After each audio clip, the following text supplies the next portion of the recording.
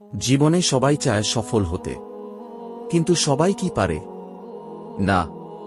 কারণ সফলতা সবার জন্য নয়, এটা তাদের জন্য যারা না থাকলেও হাল ছাড়ে না। এই গল্পটা শুরু হয়েছিল পুরান ঢাকার এক ছোট্ট গলিতে।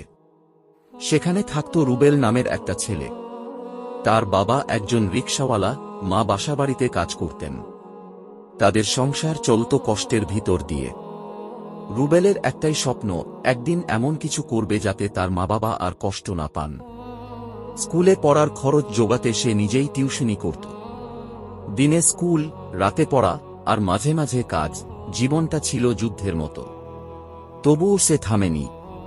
কলেজে ওঠার পর রুবেল মোবাইল দিয়ে ইউটিউব থেকে শেখা শুরু করল কিভাবে কোডিং করতে হয়। ইন্টারনেট ছিল ধীর, কিন্তু তার ইচ্ছা ছিল বিদ্যুতের থেকেও দ্রুত। ছোট ছোট প্রজেক্ট বানাতে লাগল, ফ্রিল্যান্সিং শুরু করল। ধীরে ধীরে কাজ পেতে লাগল। একটা সময় একটা বিদেশি কোম্পানি তাকে অফার দিল রিমোট সফটওয়্যার ইঞ্জিনিয়ারের কাজ। আজ রুবেল মাসে লাখ টাকার উপরে আয় করে। তার বাবা এখন আর রিকশা চালায় না, মা আর বাসাবাড়িতে কাজ করেন না।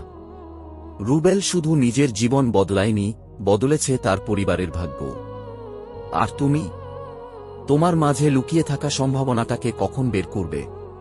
এই ভিডিওটা যদি তোমার মনে সাহস যোগায়, তাহলে একটা লাইক দাও, কমেন্টে লিখো আমি পারবো, আর বন্ধুদের সঙ্গে শেয়ার করো যেন তারাও আশা হারিয়ে না ফেলে।